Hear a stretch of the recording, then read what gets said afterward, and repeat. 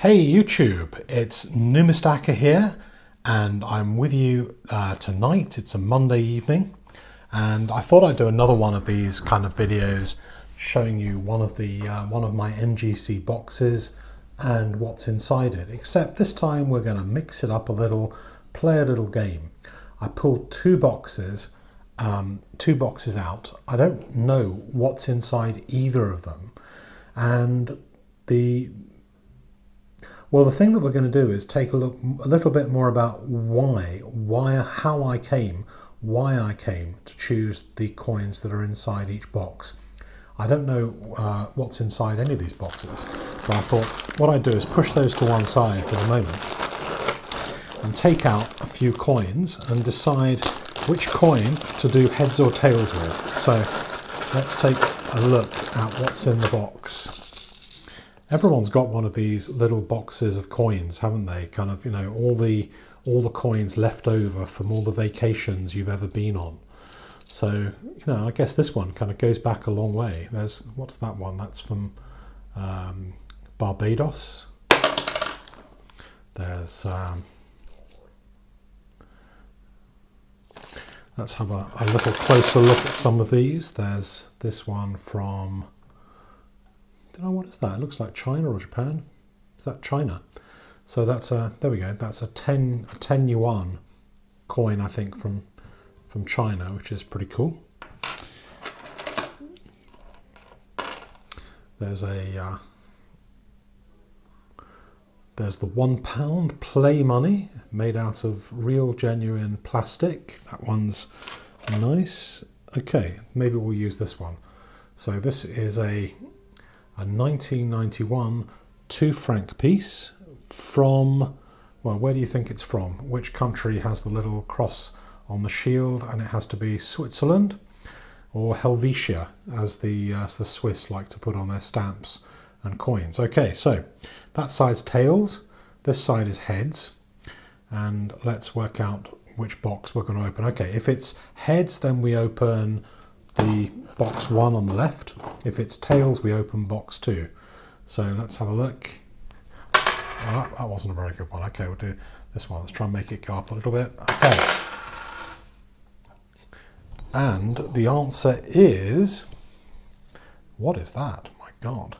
Okay, so it's tails. So tails means the one on the right. So let's clear some space, and that's the one we're going to open. So let's get rid of all of these coins. They can all go back for another time. Oh, that's cool. Look, I remember that one from years ago. That's 100 pesetas. Cool.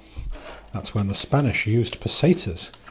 I guess when the European Union breaks up, they'll all start to use pesetas again, and francs and lira and all the wonderful coinage they had before they made everything very boring in Europe with the euro.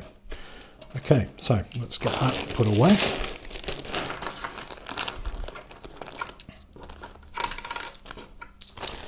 Right, so it's box number 2, the one with the little pinky thing. Right, MGC. Okay, oh, this is exciting. This could either be a really interesting box, or it could be a really boring box. I don't know. Okay, so, this could be a whole box of Britannias. I can't remember. But let's start with this one. So for 2 years only, they made platinum Britannias. Why did I buy this? I guess kind of, you know, I figured that at the time I was a little bit anti-sovereign. I remember thinking, well, everybody collects sovereigns. So, you know, Numistacker, you need to do something a little bit different. You know, you need to behave anti-cyclical. You know, if everyone's buying sovereigns, then what's the worst thing you could possibly do? And that's buy sovereigns. So what's the other one that England produces that isn't a sovereign? And that's the Britannia. So they've been produced every year since 1987. Which, if you work it out, means that this year is potentially a very important year. This is the 30th anniversary of the Britannia, and you've already seen some special BU Britannias come out with a designation for the 30th anniversary. I'm expecting in July there to be a really big proof issue this year for 30th, and maybe a special design for the 30th anniversary. So watch the Royal Mint website, watch the news, and see if you can get in first on the Royal Mint Britannia proofs. I'm probably going to buy myself another gold premium set this year, if that's what they do. I really liked the one from last year, and I'd like to get another one. Anyway, so 2007, 2008, they bought out these platinum Britannias. They were not a great success. They didn't sell very many of them. They're pretty rare. Of course, in England, there's 20% VAT on platinum, and most of the sales at the time were probably to the English, and they said, well, why should we pay 20% more for platinum when we can have a gold one for 20% less? So there you have it. They hardly sold any. They actually sold a few in 2007. They sold less than a few in 2008. 2008 Platinum Britannias are like hen's teeth. They are extremely rare and highly sought after. If you ever get a chance to pick one up, you should think about that seriously. Anyway, so I thought, well, I watched eBay auctions for 6 months, and I thought whenever I saw a Britannia Platinum coin being sold in an auction, I made sure that I bid for it and tried to win it. So anyway, so that's the Platinum. What have we got here? Another one. Okay, I did it twice. Are they both 70s? Yeah, both 70s. I bought 2 eBay auctions, I sent them both away, and I guess if I saw another one of these at the right price, I would still bid for it again, and I would try and grade it again. I think these are really nice to have, 2 of those 1/10 of an ounce ones. Okay, so, well, 2008, I remember this coin. I remember that this coin was on eBay, and the seller couldn't get the price he wanted for it. He wanted something like £700 for it. It was quite an extraordinary amount of money. It was not slabbed. I slabbed it myself.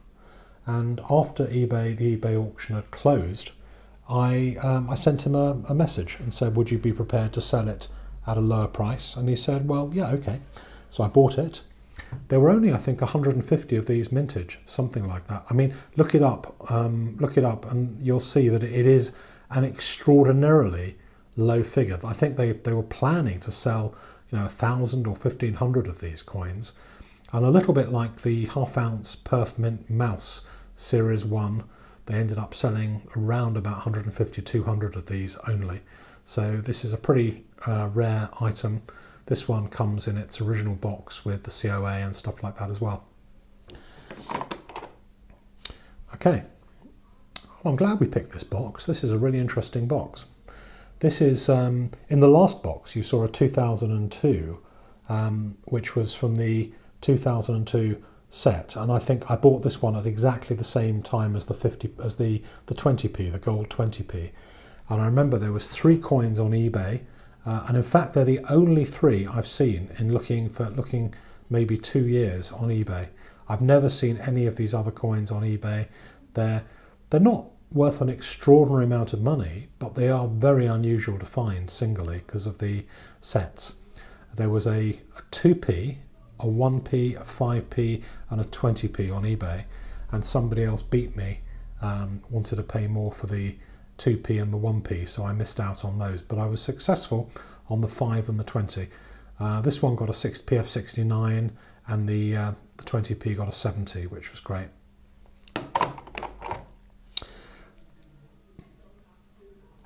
Well, you remember last time in the other case, you saw that there was, I think, a 1/4 ounce and a 1/2 ounce. These were bought as part of a set. I think I paid about £1,650 for the set. And I thought, well, I'm going to have all of these broken out and slabbed so that if I do want to sell them individually, then I can. And this is the £100. So this is like ultra cameo on one side, and it's got a kind of matte proof finish on the other. I still think this is one of the nicest designs, and I still think, even a couple of years later, Britannias are very, very underrated particularly the gold ones. And at some stage, I think they're going to do a little bit better even than they're doing already. So, God, it's 10 minutes into this video. Hope you're all still with me. Maybe we should go a bit faster. Okay, 2002. This is a bullion MS68 sovereign. I went through a period of picking these up. The gold price was a bit lower. It was relatively easy to pick up these kind of coins. This one I think I picked up for £208. It was in one of those Royal Mint little paper kind of packages. It's like a carded coin. I figured because it was a carded coin, it would have been more carefully looked after, because I previously had a problem with getting good grades on these. And even the one from the card, untouched by anybody, only got a 68. Very difficult to get good grades on these bullion coins because they're not handled particularly well. Okay, so this one is, I think, probably one of the first ones. So I've got a 66 here and a 68. They're both bullion coins. And this was the first one I bought, just as a bullion coin.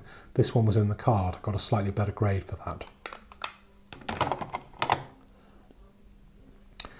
So year 2000.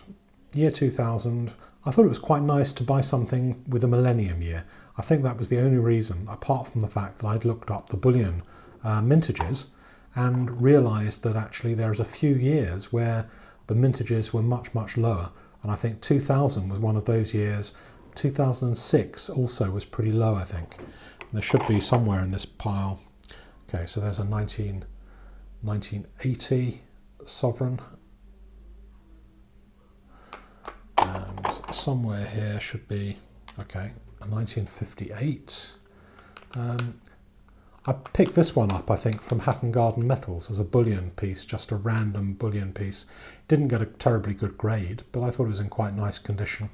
You can get much better grades on these. You can get up to 67, 68 if you hunt around. They're not even terribly expensive in higher grades. Okay, here's something interesting. India.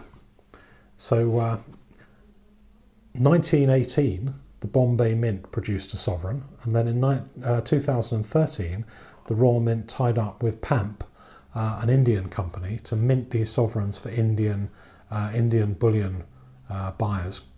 So they minted them in 2013, 14, 15 and 16. I've yet to find a 2016 one, although I know 24K I think managed to pick a couple up, or somebody else did. 2013 was the first one I bought. I hunted for 2014 and 2015 in the Royal Mint packaging, sent them off to NGC to have them graded. There's very, very few 2014 and 2015 coins that have been graded. I think if I find that, yeah, here's the 2013 India. You can see this one has got a special label, and I think this one was MCM or one of the big dealers. They literally graded 400 or 500 of these coins, and then they didn't sell very well. I think they wanted too much money for them. And in 2014 and 2015, they never bothered to send any bulk coins in to be graded. So I sent a couple myself, so there's a few. I've got no idea what the mintages of these are. I can't find any information on these bullion coin mintages, but I have a feeling that 2015 and 2016 are much, much lower mintages than the 2013 and 2014. Okay, so here's a regular 2015. You're probably asking, well, why on earth would you want to grade those? Why? It's a very interesting question. I don't know why I wanted to grade it. I just thought at the time I was sticking everything in a slab. Now possibly I wouldn't grade it. There are very few of them graded for obvious reasons, that it costs money to grade, and it's a bullion coin. So, you need to be sensible. When I first started doing this, I wasn't particularly sensible. Now I try and be a little bit more careful about the coins that I choose to grade and spend money on grading. So, 2014, that's the one in the middle. That's also the India sovereign. The India sovereigns have got a little eye just below the horse and above the date. So like they used to have many years ago for all the different regional mints. Okay, here's a 2013 sovereign. Very rare for me to grade proof sovereigns. I've kept most of them just in their capsules, but for some reason I think I bought one and it was not with its original packaging, so I thought it would be better having it graded and more easily presentable and saleable than it would otherwise have been. Okay, 2004. I bought this 2004 because I think that there's literally half the number of these were minted compared to some of the other years. This is, I think, the lowest mintage year potentially for bullion sovereigns. 2005. Bought this one because it has a special design on it. It's not a particularly beautiful special design, as you can see, but it does have the slightly different design, and I think that in terms of value, then it's always better to make sure you've got the special design ones first and then fill in dates. Some people only collect the ones with special designs, and I totally understand that if that's what you do. Okay, so we've now got the 2017 proofs. I've got two of these 17 proofs, and of course, as you saw in one of the unboxing videos, they've both got a PF70. Now, these coins were on sale from the Royal Mint for £430. No one knew whether they were a good deal or not. There were 10,000 of them, and I think those people have been very happy with their investment.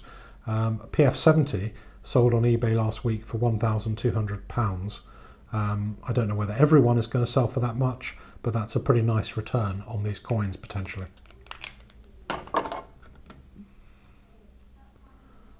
And here we have a little Britannia. This is a £1 Britannia. I think this one is a 1/20th of an ounce Britannia. I bought this again. It was one of my first Britannias when I was first starting. So hopefully you guys are still with me and you found this review of this box interesting.